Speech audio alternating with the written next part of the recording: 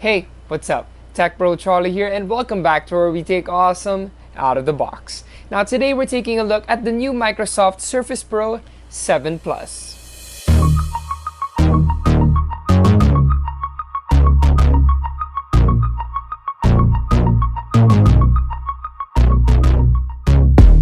So this is actually my first ever time using a Surface laptop. And I guess that's because they only started officially being available in the Philippines last year. So now that it's finally here, you could see it faces a lot of tough competition despite being a pioneer in the 2-in-1 laptop game. And I've been using it for about a week, so I'm here to tell you if it's a laptop worth considering. It's clean. Boy, is it clean. That's actually the first thing I thought of when I saw this for the very first time. And the build quality is nothing to scoff at either. That's because you're getting premium anodized aluminum for the whole body, with the bottom part acting as a kickstand. I can't really say much in terms of durability because I've only had this for a week, but the Surface line has a really good track record. Behind the kickstand are two covers. The bigger one is for the SSD, and it's great to know that this can be upgraded. But the SSD isn't user replaceable. That means you'll have to order a replacement SSD via an authorized Microsoft Surface reseller or Surface specialist. And it's a big bummer because those drives are only available in the US, but you never know. They might come here eventually, and I mean the Surface is here officially after all. And for the other smaller slot on the side is the nano SIM slot for the LTE-A connectivity. This is an awesome feature because not only is this rare for a 2-in-1 laptop, but you can stay connected and productive even without Wi-Fi. And it's perfect for the people who like grinding on the go just like me. Now back to design, it has vents to dissipate heat. That's because the Surface 7 Pro Plus uses a fanless design just like the earlier models. So if you're looking for silent performance, here you go. But we're gonna be talking about that more later. One thing I was very disappointed in was the lack of ports. You get a headphone jack on the left side, while on the right you get the USB-C port, USB-A port, and a Surface connector. I really find this lacking because it's supposed to be a full work laptop. And if you're gonna have to carry around a bunch of dongles, it kind of defeats the purpose of the sleek form factor. And even if you have an 11th gen processor, you don't get Thunderbolt 4 with the lone USB-C port. Missed opportunity, but at least the included adapter has an extra USB-A port for charging your devices. It does look kinda weird, but it works. And lastly, at the bottom you have the pogo pins for the type cover, which you have to buy separately. Now let's talk about that. I really like the type cover because there's something about it that sets it apart.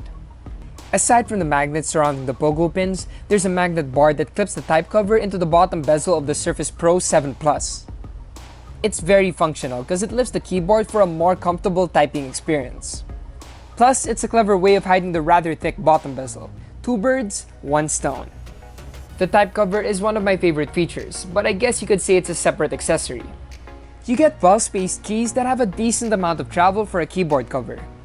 Some of the covers I've tried before didn't feel so tactile or good to type with, but this one does.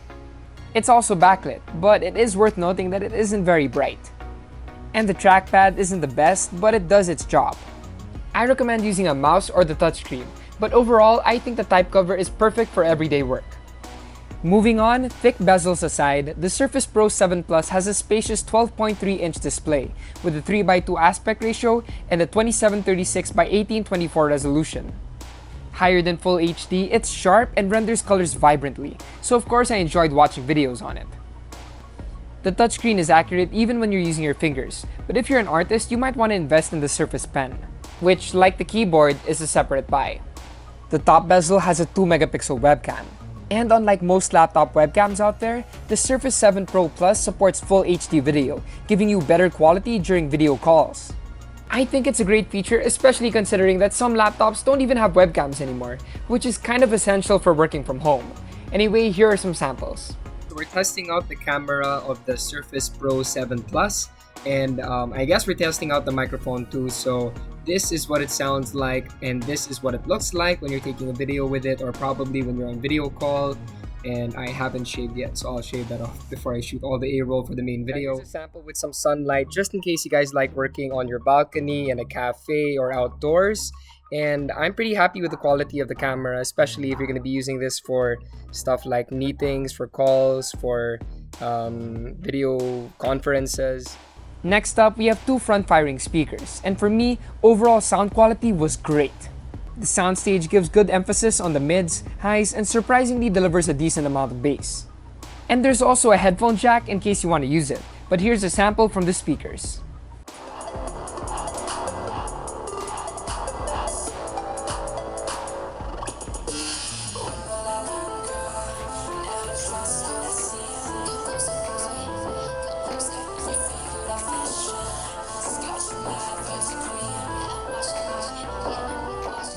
Now, while the Surface Pro 7 Plus has many configurations abroad, the model that is officially sold in the Philippines has a Core i5-1135G7 processor, Iris Xe integrated graphics, 8GB RAM, and 256GB SSD storage.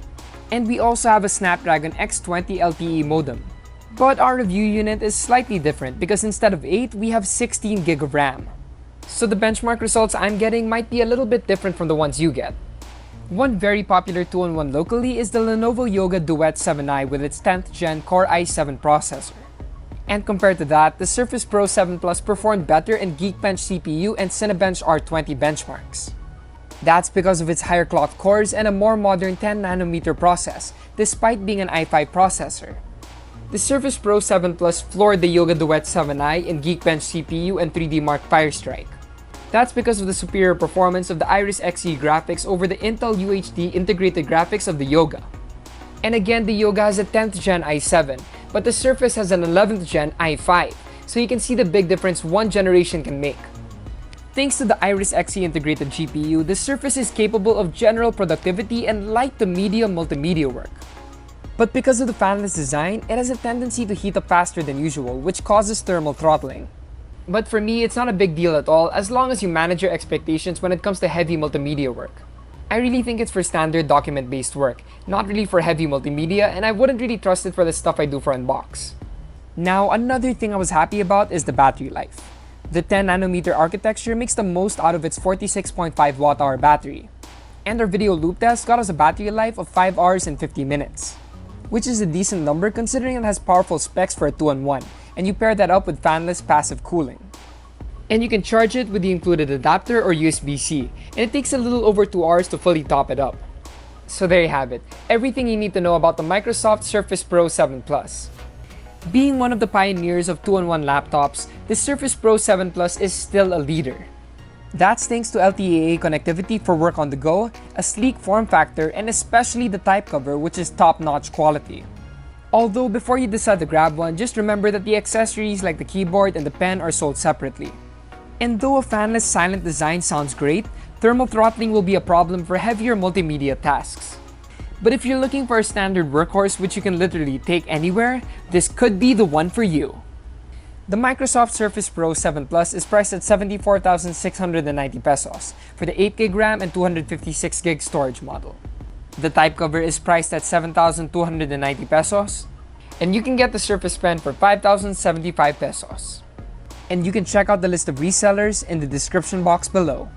You can check out more reviews on Unbox PH. Also, don't forget to like, comment, share, and subscribe. Yup, subscribe because when you hit 250k subs, we're giving away a smartphone. So don't forget to use the hashtag #SubToUnbox. Hit the notification icon if you want to get them updates when we drop videos. Once again, it's your tech bro Cholo, and I'll see you guys in the next one.